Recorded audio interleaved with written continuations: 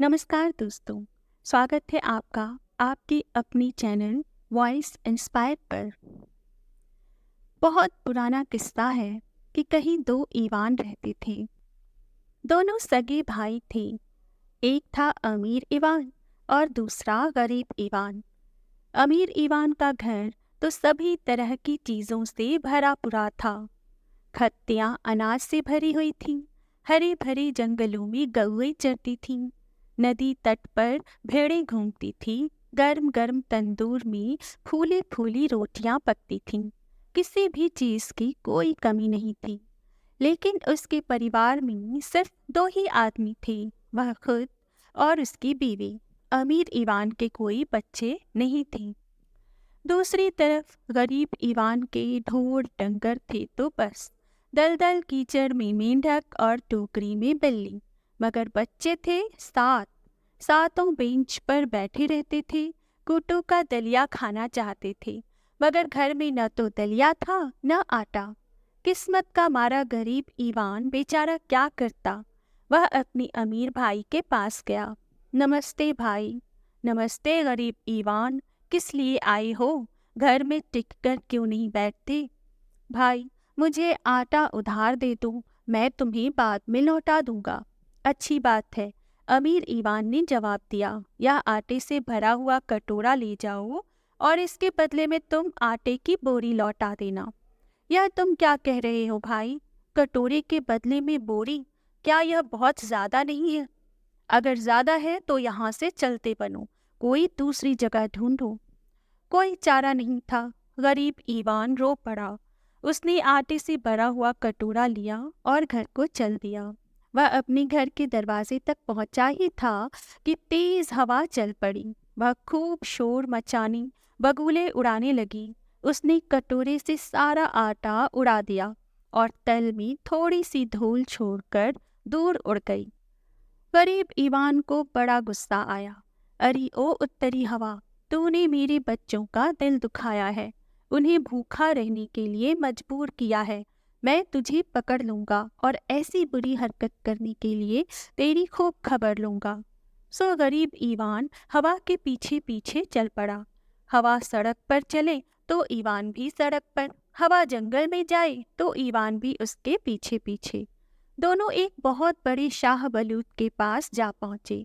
हवा उसके कोटर में चली गई और ईवान भी उसमें घुस गया। हवा ने ईवान को देखकर पूछा, कहो किसान ईवान, क्या मेरे यहाँ मेहमान आए हो? बात यूं है, मामला ऐसे है, ईवान ने कहना शुरू किया। मैं अपने भूखे बच्चों के लिए मुट्ठी भर आटा ला रहा था, लेकिन तू शरारती हवा जोर से चलने लगी, शोर मचाने लगी और आटे को उड़ा ले गई। अब मैं घर क्या लेकर जाऊं? बस इतनी सी बात है, हवा बोली। दुखी होने की कोई जरूरत नहीं। यह लो करामाती मेज़पोश, तुम इससे जो भी मांगोगे तुम्हें वही मिल जाएगा। ईवान बहुत खुश हुआ। उसने हवा को प्रणाम किया और भागता हुआ घर पहुंचा। उसने मेज़पोश को मेज पर रखा और बोला, करामाती मेज़पोश, मुझे खाने पीने को दो। ईवान के इतना कहने की देर थी कि मेज़पोश पर कचौड़ियाँ, समोसे, फूली फूली रोटियाँ, मांस, शोरबा, भुना हुआ गोश्त और मिठाई सभी कुछ आ गया। ईवान और उसके बच्चों ने भर पेट खाया पिया और सो गए। सुबह को वे नाश्ता करने बैठे ही थे कि अमीर ईवान आ गया। अमीर ईवान ने मेज को जैसे ही तरह तरह की मज़ेदार चीज़ों से अटा हुआ पाया, वैसे ही गुस्से से उसका चेहरा लाल हो गया। क्या बात है भाई, तुम अमीर हो गए हो क्या? अमीर हो या नहीं, लेकिन हाँ, पेट भरकर खा सकता हूँ और तुम्हें भी खिला सकता हूँ। मैं आटे की बोरी देने का तुम्हारा कर्जदार हूँ, सो अभी दे देता हूँ। करामाती मेज़पोश, इसे आटे की बोरी दे दो। इतना कहते ही आटे की बोरी मेज पर आ गई। अमीर ईवान ने आटे की बोरी ले ली, मुंह से एक भी शब्द नहीं कहा और चला गया। शाम होने पर अमीर ईवान फिर से अपने भाई के पास भागा आया। मेरे प्यारे भाई, मुझे मुसीबत से बचाओ, मेरी मदद करो। धनी गांव से मेहमान आ गए हैं, मगर मेरे यहाँ चूल्हा गर्म नहीं है, रोटी पकी हुई नहीं है। मेहमानों की खातिरदारी के लिए कुछ भी नहीं है। भैया 1-2 घंटे के लिए अपना मेज़पोश दे दो। गरीब ईवान ने उसे अपना मेज़पोश दे दिया। अमीर ईवान ने मेहमानों को खिलाया पिलाया विदा किया, करामाती मेज़पोश को संदूक में बंद कर दिया और गरीब ईवान को बिल्कुल वैसा ही लेकिन साधारण मेज़पोश दे आया। शुक्रिया भाई, उसने गरीब ईवान से कहा। खूब अच्छी तरह से खाया पिया हमने। गरीब ईवान अपने बच्चों के साथ खाने के लिए बैठा। उसने मेज़पोश बिछाकर कहा, करामाती मेज़पोश खाना दो। सफ़ेद मेज़पोश बिछा हुआ था, मगर भोजन का नामो निशान नहीं था। गरीब ईवान अमीर ईवान के पास भागा आया। मेरे भाई, तुमने मेरे मेज़पोश के साथ क्या कर दिया? मैं क्या जानूं, मुझे क्या मालूम, मैंने तो जैसा लिया था वैसा ही लौटा दिया। गरीब ईवान रो पड़ा और घर चला आया। एक दिन गुजरा, दूसरा दिन बीता, बच्चे रोए धोए खाने को मांगे, लेकिन घर में न आटा न दाना दलिया। कोई चारा नहीं। गरीब ईवान फिर से अमीर ईवान के पास गया। नमस्ते भाई। नमस्ते गरीब ईवान, किस लिए आए हो? टिक कर घर में क्यों नहीं बैठते? बच्चे रोते हैं, खाने को मांगते हैं। भैया मेरे, मुझे कुछ आटा या दलिया या रोटी दे दो। मेरे पास तुम्हारे लिए न आटा है, न दलिया है और न रोटी है। अगर चाहते हो तो तहखाने में से मीठी जेली की प्लेट ले जाओ। ईवान जेली की प्लेट लेकर घर को चल दिया। वह चला जा रहा था। सूरज चमक रहा था, धूप तेज हो रही थी, जेली को गरमा रही थी। जेली पिघलने लगी, तश्तरी से नीचे बहने लगी और सारी की सारी नीचे गिर गई। सड़क पर उसका डबरा ही बनकर रह गया।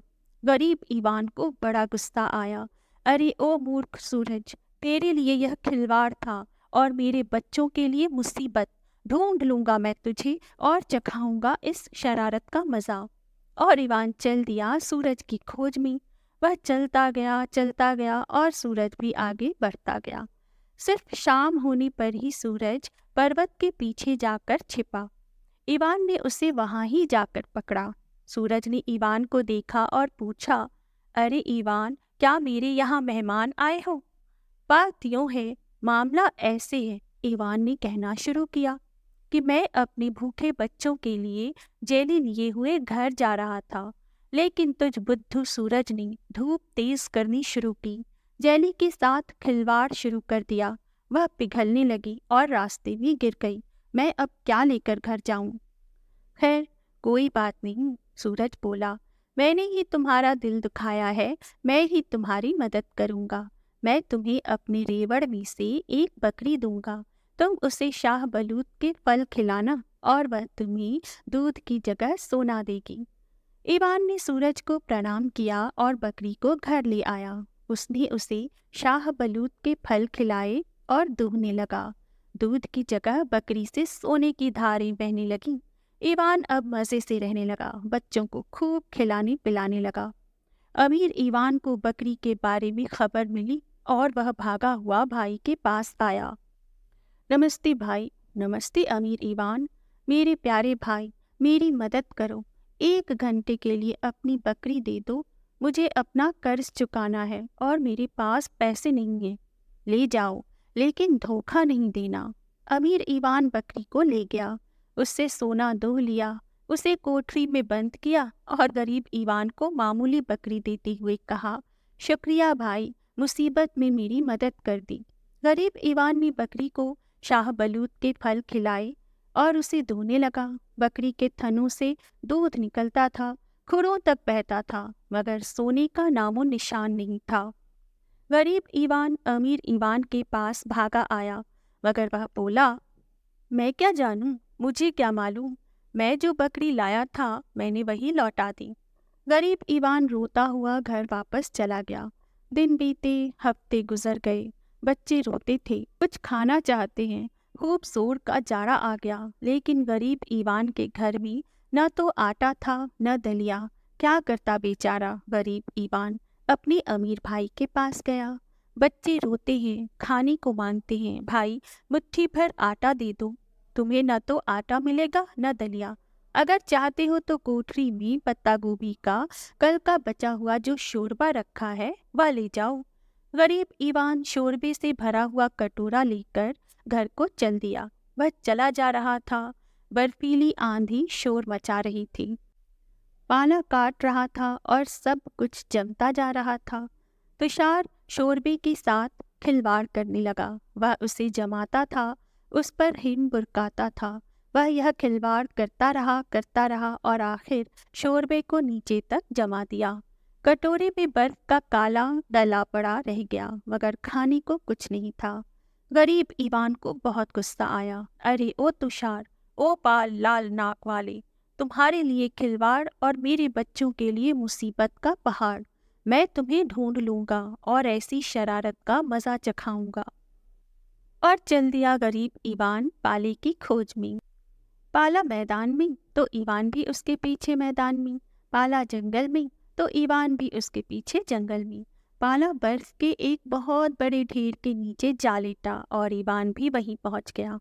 पाले को हैरानी हुई। ईवान, तुम क्या मेरे यहाँ मेहमान आए हो? बात यह है, मामला यूं है, ईवान ने कहना शुरू किया। मैं अपने बच्चों के लिए कल का बचा हुआ शोरबा घर ले जा रहा था। तुमने उसके साथ खिलवाड़ करना शुरू कर दिया और उसे जमा दिया। अब मैं क्या लेकर घर जाऊं? करामाती मेज़पोश और सोना देने वाली बकरी तो भाई ने छीन ली और तुमने शोरबा बिगाड़ दिया। बस इतनी ही बात है, पाली ने जवाब दिया। लो यह थैला, मदद करने वाला। तुम बस इतना कहना, थैले में से 2 सोटे निकले तो 2 सोटे निकल आएंगे। जब तुम कहोगे ये 2 सोटे थैले में चले जाएं, तो दोनों सोटे थैले में चले जाएंगे। ईवान ने प्रणाम किया और घर चल दिया। घर पहुंचकर उसने थैला निकाला और कहा, थैले में से 2 सोटे निकल आए। बस क्या था, सनोबर के 2 सोटे थैले में से निकले, कूदकर बाहर आए। ईवान की पिटाई करते हुए कहने लगे, गरीब, कभी अमीर का यकीन नहीं करो। ईवान, अपने अमीर भाई पर भरोसा नहीं करो। अक्ल सीखो, यह बात गांठ बांधो। ईवान ने किसी तरह अपनी जान बचाई और पुकार कर कहा, 2 सोटे थैले में चले जाएं। दोनों सोटे झटपट थैले में चले गए। शाम होने पर अमीर ईवान गरीब के पास भागा आया। कहाँ गए थे तुम ईवान? क्या लाए हो भैया? तुषार के पास गया था भैया, उससे बहुत ही बढ़िया थैला लाया हूँ। बस इतना कहना ही काफी है। थैले में से 2 सोटे निकले, दोनों कूदकर बाहर आ जाएंगे और जो भी कहोगे वही कर देंगे। अरे मेरे गरीब ईवान भाई, एक दिन के लिए अपना थैला मुझे दे दो। मेरे घर की छत कुछ टूट गई है और उसकी मरम्मत करने वाला कोई नहीं। ले जाओ अमीर ईवान। अमीर ईवान थैले को घर ले आया और उसने दरवाज़ा बंद करके कहा, थैले में से 2 सोटे निकले।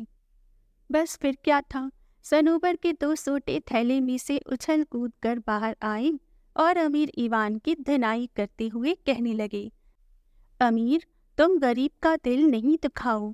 अमीर ईवान, तुम करामाती मेज़पोश और बकरी गरीब ईवान को लौटा दो। अमीर ईवान भागता हुआ गरीब ईवान के पास पहुंचा और सोटे भी उसके पीछे पीछे।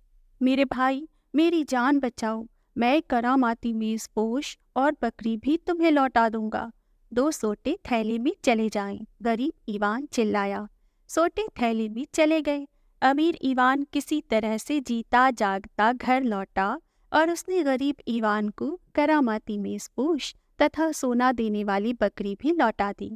गरीब ईवान अपने बच्चों के साथ खुशी खुशी रहने लगा, सुख सौभाग्य के दिन बिताने लगा। अब उसके 7 बच्चे हैं, बेंच पर बैठे रहते हैं और बेल बूटों वाले रंगीन चमचों से घी मक्खन वाला कुटू का दलिया खाते हैं। आज की कहानी यहीं समाप्त होती है। अगर आपको मेरी कहानियाँ अच्छी लगती है तो प्लीज़ कमेंट बॉक्स में कमेंट करके मुझे ज़रूर बताएं। मेरे चैनल को सब्सक्राइब ज़रूर करें और मेरे सभी वीडियोस को लाइक तथा शेयर करना ना भूलें। मैं फिर आऊँगी एक नई कहानी और एक नई आशा के साथ। तब तक के लिए नमस्कार। आपका दिन शुभ हो।